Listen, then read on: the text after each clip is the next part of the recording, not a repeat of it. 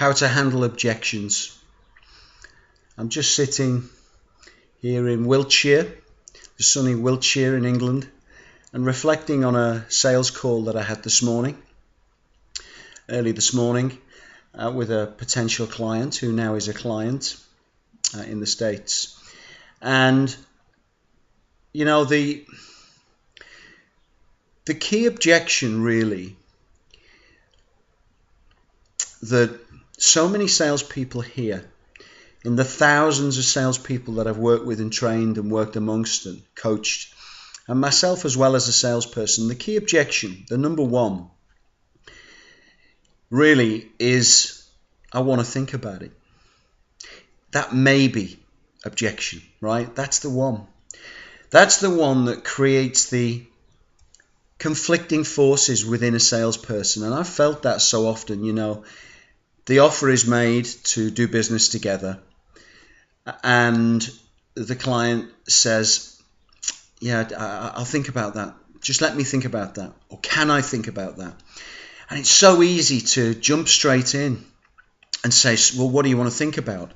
And the techniques that have been taught over the years, which I'm sure work really well, but for me these days, there's a different consciousness emerging about it, actually.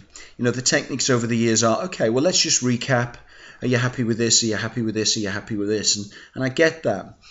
But actually, I think that still feels kind of pressured for the client and also for the salesperson. Some pressure needs to be released at that point. I think we need to actually speak to the potential client's subconscious at that point and kind of say, you're okay, this is normal, you're safe. And I also think the salesperson needs to stop selling actively at that point in terms of a conscious level. And I demonstrated this morning to myself, and this is what prompted me to share this. And a client said to me, Paul, I'm really, really interested in what you are offering regarding your coaching. I like the calm yet authentic and confident style. I like your experience, you know, all that kind of thing. I've seen what you can do with clients. I've seen your testimonials.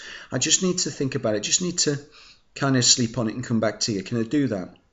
And what I said was, absolutely. I said, it's good. It's a good idea. It's a good thing to do. Now, you're obviously interested in thinking about it, yeah? And they said, yes. I said, great, okay, because you wouldn't say you were interested if you wouldn't say you were going to think about it if you weren't interested, would you? They said, no, I'm seriously interested. I said, great. I said, the other thing that occurs to me is when I say I'm going to think about it to somebody, when I'm a consumer, when I'm a potential buyer, I'm like really close, but there's something that just doesn't feel right. Something that just doesn't, it's like, I'm so close. Is that how you feel? And they said, yes. And I said, you know what it often is for me? It's just a little bit of fear, or it's just a little bit of fear, actually.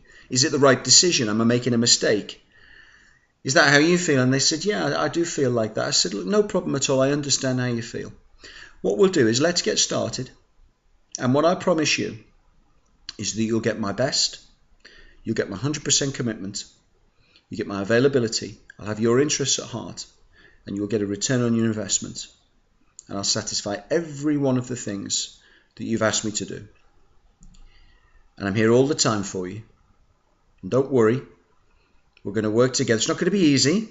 There's going to be some ups and downs, but we will get you to exactly where you want to be within the time frame.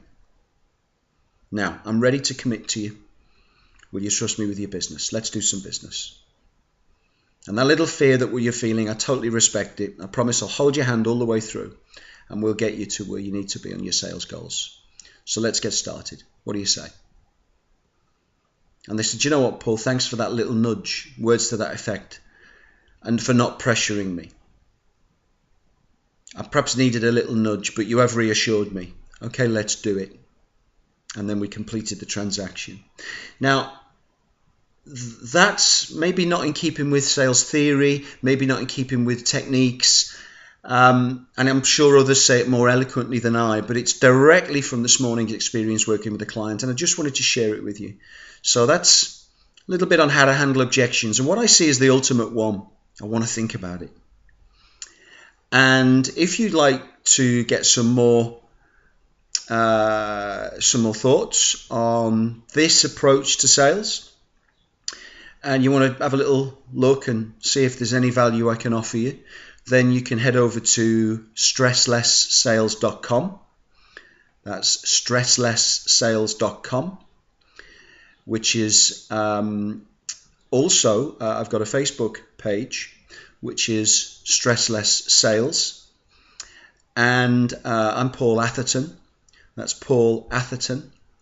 And thank you for watching. I hope there's something of value there for you. So please, if you want more and you've connected in any way with what I've said, head across to the website stresslesssales.com and check it out.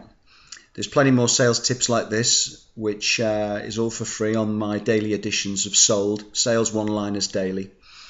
And you might find that helps you. Thank you very much indeed, and have a great day. Thank you.